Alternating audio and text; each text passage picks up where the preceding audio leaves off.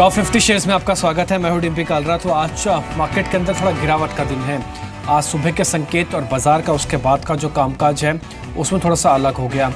आज सुबह इतने गंभीर संकेत नहीं थे जब बाजार इतना गंभीर अभी आपको दिख रहा है।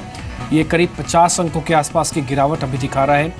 9400 का आज हमने साथ छोड़ दिया। अब आपको देखेंगे रोल ओवर का आंकड़ा तेज़ी से बढ़ जाएगा। ये नेगेटिव साइड का या फिर पॉजिटिव साइड का रोल ओवर होना था। सुबह तक के यानी कि कल तक का जब डाटा था रोल ओवर का, उससे ये बात क्लियर हो गई थी कि बाजार एक तरफ रेंज ब्रेकआउट ज़रूर देगा, या तो ब्रेक डाउन करेगा या ब्रेक आउट करेगा। तो आज ब्रेक डाउन हुआ है, ये 9400 की रेंज टूट गई। लेकिन इसमें भी एक और चीज़ अभी भी मार्केट के पास एक सिल्वर लाइनिंग के तौर पर बनी हुई है, वह 9380 ये लेवल है मार्केट का इम्पोर्टेंट रुका हुआ है। आगे बढ़ते हैं, कार्यक्रम में क्या क्या होगा पहले एक बार आपके सामने ये रखते हैं। आज एडीएजी के शेयर्स में तेज़ गिरावट मिल रही है, इसके बारे में हम चर्चा करेंगे। मारुति पर क्या करना चाहिए, क्योंकि सीएलएसए की जब रिपोर्ट आई उसके बाद से अब नए टारगेट्स मिल गए हमको। 8000 के ऊपर के टारगेट्स हैं, क्या अभी भी इसमें बाय किया जा सकता है, ये फंस तो नहीं जाएंगे। ये शेयर पे एक टेक्निकल व्यू आपके सामने रखेंगे।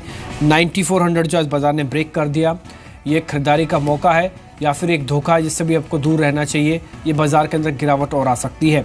इसके अलावा फार्मा शेयर्स की अच्छी खासी पिटाई हो रही है, ये कितना और टूट जाएंगे ये जानने की कोशिश होगी। ज़्यादा डिलीवरी वाले शेयर्स भी आपके सामने रखेंगे जिसमें डिलीवरी का क्वांटम बहुत ज़्यादा है। इस समय आपको वही चीज़ चाहिए जो ज़्यादा सेफ हो, सेफ्टी प्रायोरिटी हो गई है, इसलिए सेफ्टी वाले शेयर्स या डिलीवरी वाले शेयर्स होंगे जो आपके सामने रखेंगे। ब्रेकआउट शेयर भी होगा और आज हमारे साथ मैनेजमेंट होगी प्रिसिशन क्रामशाफ्ट की, इनसे हम बातचीत करेंगे और जानेंगे कि आखिरकार ये कैसे इनकी योजना क्या है। चलिए आगे बढ़ते हैं। आशीष केलकर इस बीच मेरे साथ जुड़ चुके हैं। पहले आशीष से एक बार जल्दी से ना निफ्टी के उन लेवल्स के बारे में बात कर लेते हैं जो कि आज का एक सपोर्ट की तरह काम कर रहे हैं। 9380 आशीष, मार्केट ने आज 9400 तोड़ दिया, 9380 अभी तक ब्रेक नहीं किया। एक बार ब्रेक किया कुछ एक मिनट्स के लिए, लेकिन वापस इसको होल्ड कर रहा है। आज दिन भर की रेंज में ये लगता है इसको बचा जाएगा 9380 को। Good afternoon Dimpy ji. अगर हम चार्ट देखते हैं निफ्टी का daily as well as weekly chart, दोनों चार्ट अगर हम देखते हैं तो 9380 9360 ये दो इंपॉर्टेंट लेवल्स हैं। मैं 9360 को ज्यादा अहमियत दूंगा। जब तक हम 9360 के ऊपर है तो मैं मानता हूं डरने की कोई बात नहीं है। 9360 अगर टूटता है तो ही थोड़ा सेलिंग प्रेशर और ज्यादा आता हुआ नजर आएगा। तो आज इंडेक्स में पर्टिकुलरली कोई ट्रेड बनाना नहीं चाहिए, एक वोलेटाइल सेशन दिखाई देगा, क्योंकि पिछले 3-4 ट्रेडिंग सेशंस अगर हम देखते हैं तो स्पिनिंग टॉप फॉर्म होते हुए नजर आ रहा है कि जो एक इनडिसाइसिव मोड का इंडिकेटर है। तो मैं मानता हूं इंडेक्स बेस्ड ट्रेड करने के बजाय स्टॉक स्पेसिफिक अप्रोच अपनाना ज्यादा जरूरी है ऐसे मार्केट में। ठीक है, इंडेक्स में आज कामकाज नहीं कीजिए, ज़्यादा बेहतर है, ये ज़्यादा सही भी होगा। आपके पास जो पोजीशन है ना, सिर्फ फिलहाल उसी को संभालिए आप।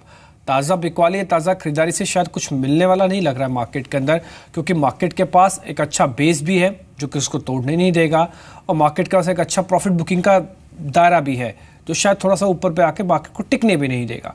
इसलिए इंडेक्स को छोड़ दीजिए, स्टॉक स्पेसिफिक चुनिए, उसमें ट्रेड कीजिए। हमने कई शेयर्स निकाले हैं जिनके अंदर कहीं ना कहीं न्यूज़ फ्लो है, या फिर आज चलते या फिर टूटते हुए दिखे। उसमें सन फार्मा आप देखिए, टैरो के नंबर्स खराब आए, उसके बाद से लगातार ये शेयर नीचे है, आज 600 के भी नीचे फिसल गया।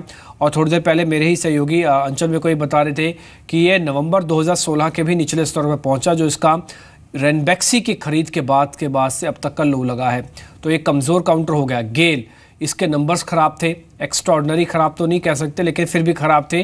बाजार ने पनिशमेंट इसको ज़्यादा दी। आज ये शेयर करीब 4% अभी नीचे है।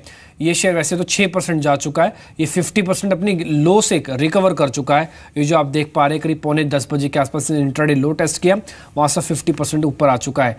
तीसरा शेयर दिखाइए। इसके अलावा जो शेयर्स और चलते हैं उसमें यूनाइटेड स्पिरिट्स है। 24 घंटे के अंदर तस्वीर कैसे बदलती है ये शेयर आपको बता देगा। ये 3% अभी नीचे है, हालांकि इसने भी सुबह सुबह एक इंट्राडे लो लगाया था जिसमें 5% तक टूट गया था। तो ये सभी शेयर्स हैं जहाँ पे कहीं ना कहीं न्यूज़ फ्लो या फिर कल की तेज़ी के बाद दबाव आते हुए दिखे।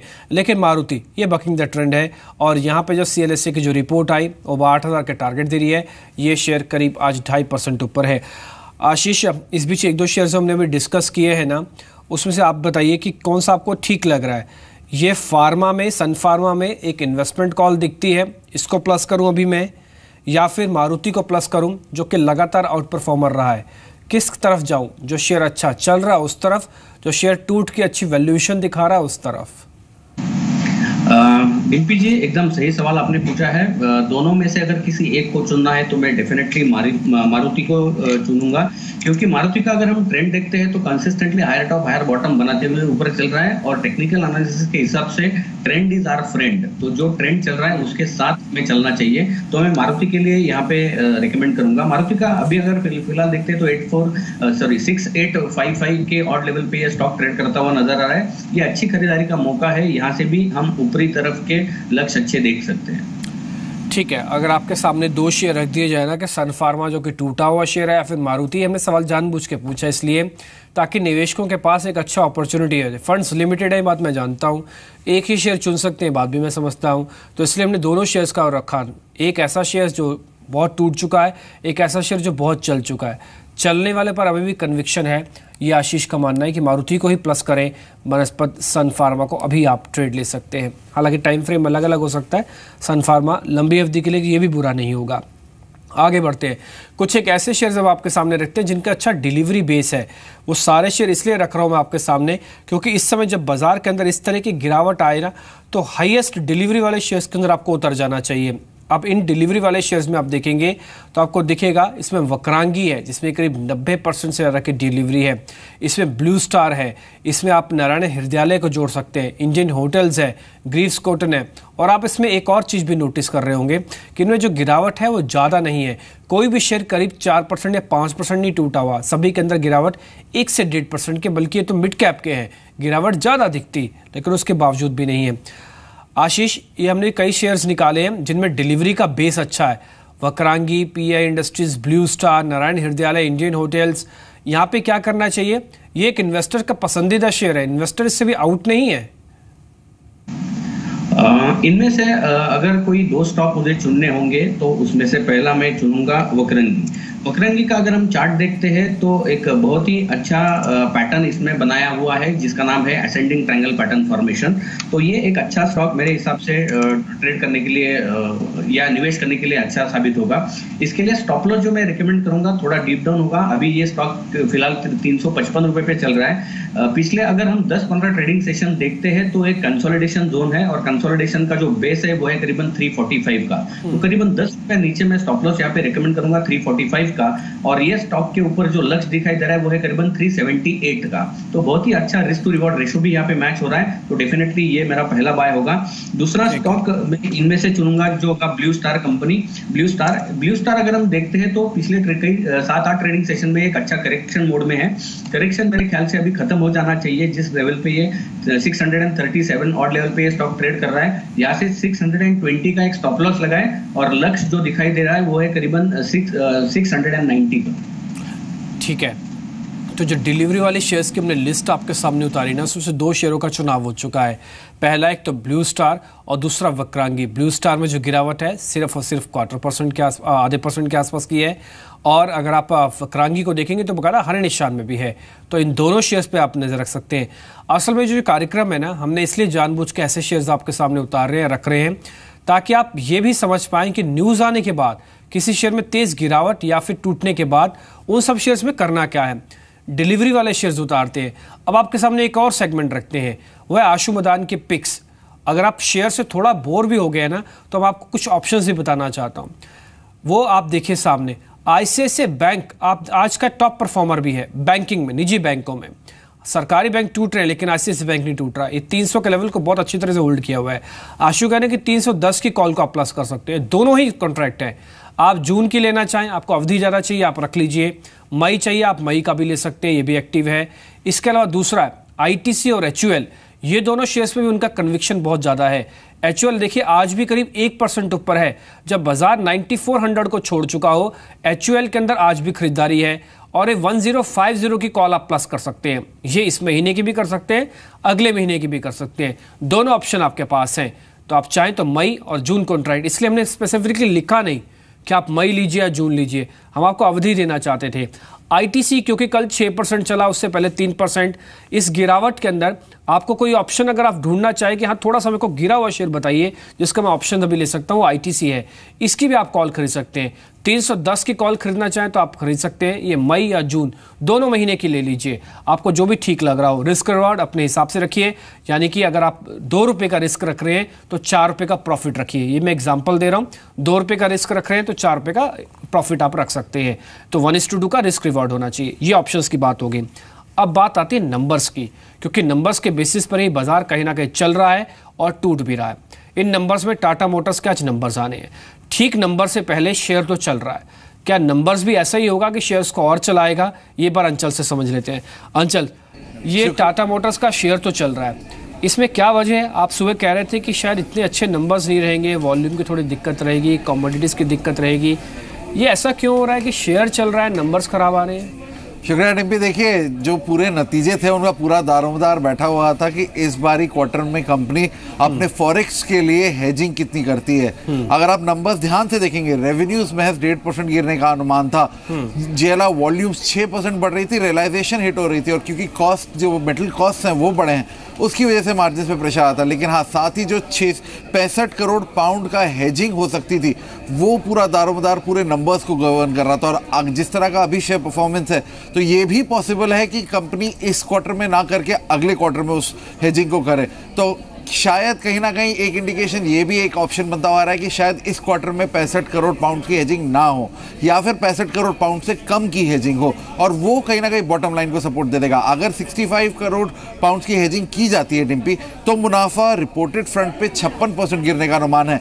लेकिन अगर एडजस्टेड फ्रंट पे देखें, यानी पिछले साल जो 650 करोड़ का वन टाइम गेन हुआ था उसको एडजस्ट करके देखें तो 50% गिरेगा। लेकिन सिनारियो ध्यान में रखिएगा, अगर इस बारी हेजिंग के लिए हेजिंग नहीं की जाती है तो बॉटम लाइन उतनी ही शार्पली वापस से रिबाउंड करती हुई दिखेगी। ठीक है, ये अच्छी चीज़ आपने यहाँ पे बताई है कि इसमें थोड़ा सा ध्यान आपको रखना होगा। हालांकि रेवेन्यू जो 1.5% डाउन अगर दिखता है तो ही शायद थोड़ा सा शेयर्स पे प्रेशर आएगा, अदरवाइज 1.5% से कम भी थोड़ा सा रेवेन्यू लॉस रहता है तो शेयर अच्छा चल सकता है। वॉल्यूम ग्रोथ भी आप रखें।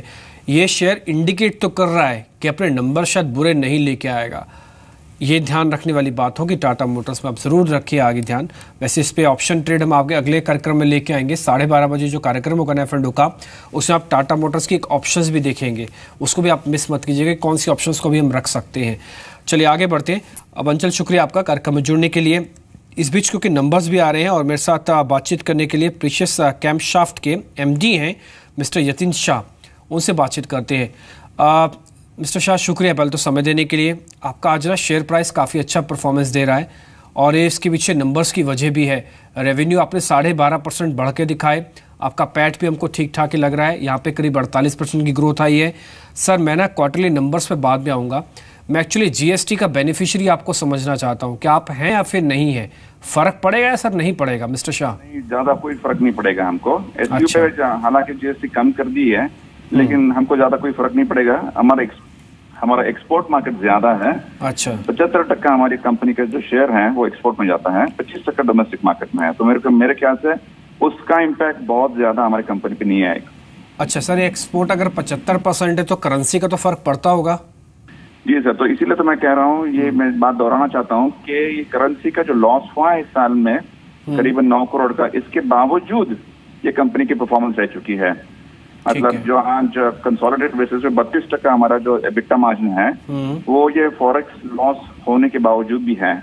उम्मीद ये रखते हैं कि इस साल में हमने जो इनिशिएटिव ले रखे हुए हैं कॉस्ट कंट्रोल्स के लिए, वो ऑफसेट करेंगे कोई फॉरेक्स लॉस पे। ठीक है। अच्छा मिस्टर शाह, ये आगे चल के अगला क्वार्टर, क्योंकि इस बार अगर 9 करोड़ का फॉरेक्स लॉस है तो आगे कम कैसे करेंगे इसको सर आप? सर, अभी तो कोई ऐसा नहीं लग रहा है कि इसके बाद ट्रेंड तो इस तरह से लग नहीं रहा कि अभी डेप्रिसिएशन होगा ज्यादा। बट मेरे ख्याल से जो इंटरनल कंट्रोल्स है, जैसे कि power purchase, raw material purchase, productivity पे बहुत सारा इनिशिएटिव हमने जारी करके रखा हुआ है कंपनी में। मेरे ख्याल से ये फर्क पड़ेगा। हमारी जो कंपनी है वो एक्सपोर्ट ओरिएंटेड स्टेटस कंपनी है, ठीक है। इसमें हमको जो भी डोमेस्टिक में हम बेचते हैं उसके ऊपर हमको एक्साइज का लॉस बनता है। तो हमने इस जुलाई में GST आने के बाद ये एक्सपोर्ट ओरिएंटेड स्टेटस निकाल देंगे, ताकि सालाना 4 करोड़ का जो नुकसान होता है डोमेस्टिक मार्केट में बेचने की, जब हम बेचते हैं तभी तो वो मेरे ख्याल से बंद हो जाएगा। तो ऐसे काफी बेनिफिट्स, ऐसे काफी हमने इनिशिएटिव्स ले रखे हुए हैं जहाँ पे जो फॉरेक्स का जो रिवर्सल हो रहा है वो कंट्रोल हो जाए। ठीक है, तो बहुत बेहतर बात आप बता रहे हैं। अच्छा सर, एक और चीज़ मेरे को बताइए, जब एक्सपोर्ट 75% कर रहे हैं, इसका मेजोरिटी चंक कहाँ पे है, यूरोप में या फिर अमेरिका में? करीबन सर 40% है यूरोप में, यूरो में 40% है, डॉलर में, और करीबन 20% है पाउंड में अंदर। ठीक है। अच्छा, ये मार्जिन्स की सिचुएशन क्या है सर? ये इम्प्रूव होंगे, जैसे है वैसे ही चलेंगे? सर मेरे ख्याल से अभी तक जो है, डिस्पाइट ये जो मार्केट सिचुएशन है, हमने अभी करीबन 30% एबिटा पे हमने ये स्टेबल करके रखा हुआ है। ठीक है। आगे जाते हुए बिकॉज मशीन के अंश जो है हमारे, जो वैल्यू ऐड है वो बढ़ने वाले हैं, वो करीबन 2 साल या 2.5 साल में दोगुने हो जाएंगे, जहाँ पे हमारी मार्जिन ज्यादा है। तो उम्मीद ये रखते हैं कि अगले 1.5-2 साल में ये कंपनी की प्रॉफिटेबिलिटी जो है वो बढ़ेगी। ठीक है, ये अच्छी बात है। अच्छा सर, एक और चीज मेरे को बता दीजिए, बुक्स पे कैश कितना और डेट कितना है? सर अगर आप देखा जाए, ये सबसे अच्छी बात ये है पीसीएल के लिए कि आज डेट फ्री कंपनी है, नेट डेट फ्री है, क्योंकि उतनी डिपॉजिट है जितना हमारे पास डेट है। ठीक है। और अगर दूसरी तरफ से देखा जाए तो जुलाई अगस्त में हम पूरी तरह से डेट फ्री बनेंगे अगले साल। ठीक है। अच्छा, ठीक है। 650-700 करोड़ का वो नेटवर्थ होगा उस टाइम पे। ठीक है। डेट नहीं होगा, और सालाना 100 से 110 करोड़ हम लोग जमा करते हैं बैंक में कैश अप्रूवल्स। तो मेरे हिसाब से अगले कुछ एक साल में लीवरेजिंग कैपेसिटी के हमारे पास काफी अच्छी होगी, और उम्मीद ये रखते हैं कि हम इसको इस्तेमाल बराबर करके कंपनी की ग्रोथ करेंगे। शुक्रिया सर, हमारी बधाई भी हो आपको और शुभकामनाएं भी हो कि अगले साल आप जरूर डेट फ्री हो जाए और देश को एक और अच्छी कंपनी, डेट फ्री कंपनी भी मिल जाए यहाँ पे। शुक्रिया आपका, अच्छे नंबर्स आपने पोस्ट किए, उम्मीद करते हैं आगे भी आप इसी तरह से नंबर पोस्ट करेंगे। शेयर ऑलमोस्ट इस समय दिन के उच्चतम स्तरों के आसपास आके ट्रेड कर